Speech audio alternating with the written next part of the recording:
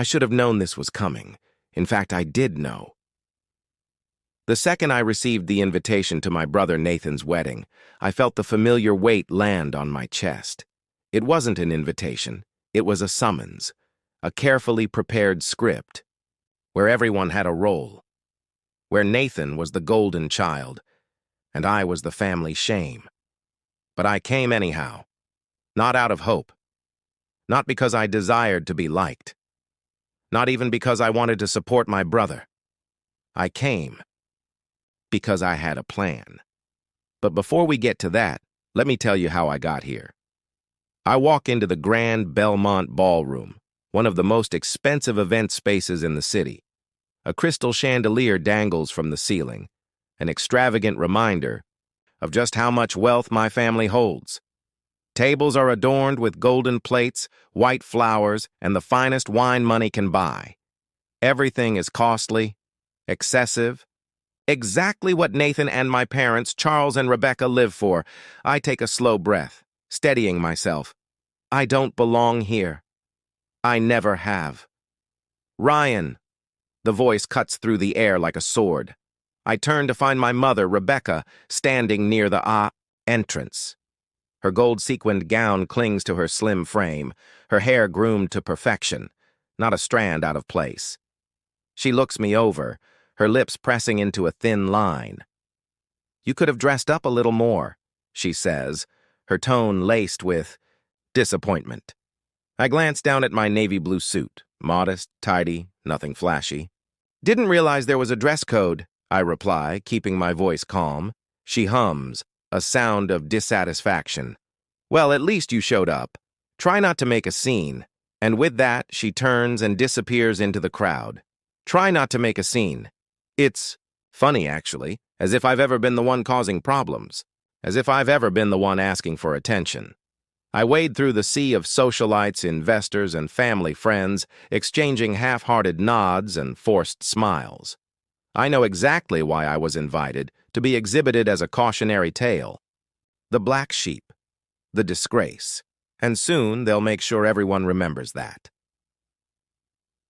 I reach table 14, nestled far from the main family table, surrounded by distant relatives and old acquaintances.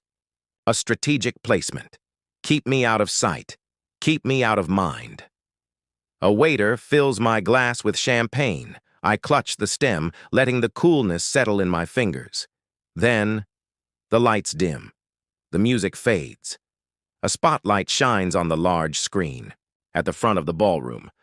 Nathan steps up from the head table, microphone in hand. His tuxedo is crisp, his grin is practiced, just like always. "Thank you, everyone, for being here tonight," he begins, his voice smooth, charming.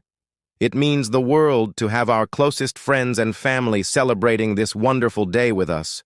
And as a treat, I've put together a little presentation. Some memories, some laughs, some love." Applause. Excitement. I take a slow sip of my drink. I know where this is heading.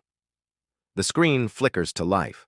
First, there are photographs of Nathan and his new bride, Julia, their relationship, their trips, their triumphs. The crowd oohs and ahs at every frame. Then, photos of Nathan with our parents. Nathan's first baseball game. Nathan graduating from Harvard. Nathan sealing his first real estate deal. Nathan shaking hands with business moguls. Nathan, Nathan, Nathan. Always the golden boy. And then, the slideshow changes. An image of me appears on the screen. The caption. Beneath it is bold, unambiguous, infertile, divorced, failure, high school dropout, low income, single. For a moment, the room is still. Then, laughter. A wave of vicious, unrestrained laughter. Nathan grins, eating it up. "Come on, don't laugh too hard," he adds, his voice dripping with ridicule. "He might cry." My mother sips her wine. My father, Charles, chuckles. My ex-wife, Olivia, smirks. The laughter rolls through the audience like a storm. I hear snickers from distant cousins. A muttered pitiful from an old family acquaintance. Someone clinking their glass in faux celebration.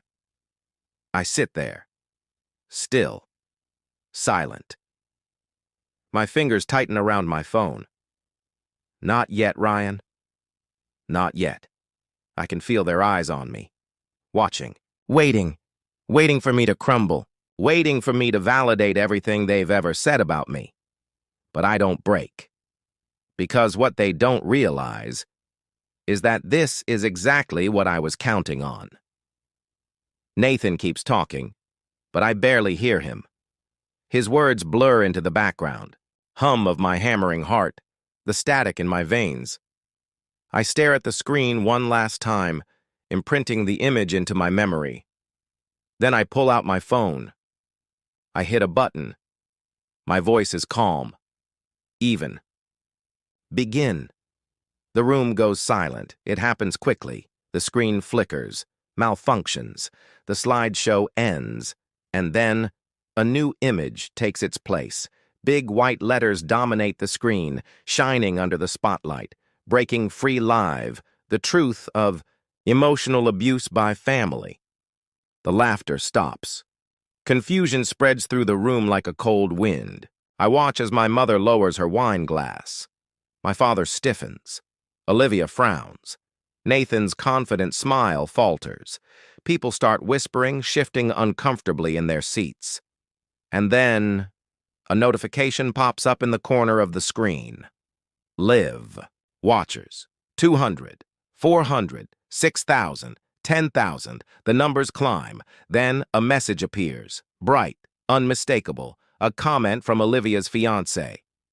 The evidence is gathered. The legal team is standing by. You are not alone anymore. I glance up. For the first time in my life, I see it. Fear. Real. Irrefutable. I exhale. Steady. Slow. Let's begin, shall we? And just like that, the power shifts. For the first time in my life, I hold the mic. Failure. Not as the outsider, but as the man who finally set himself free.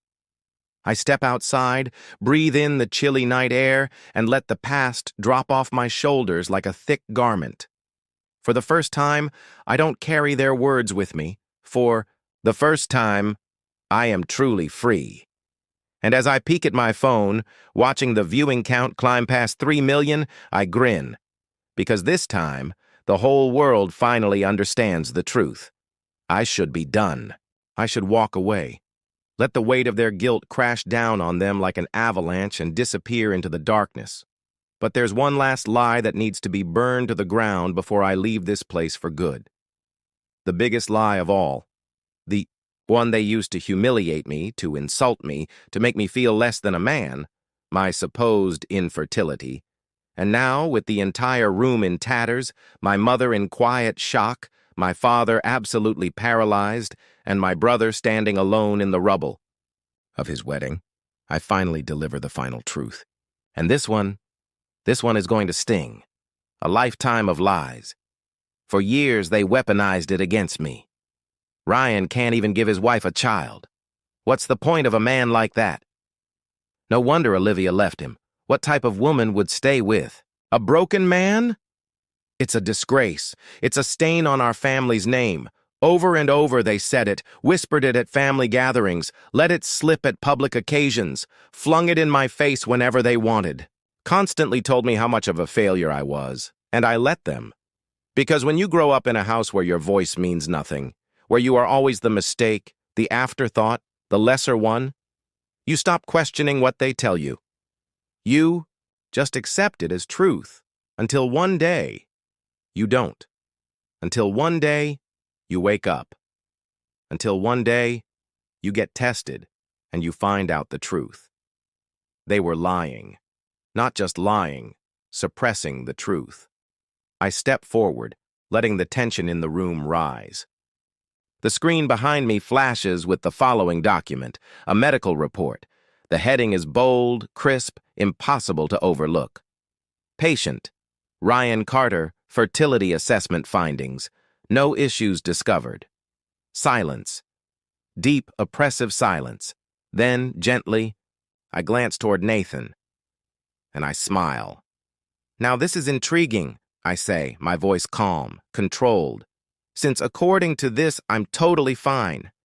Nathan's expression barely changes, but his eyes flash with something primal, dread, remorse.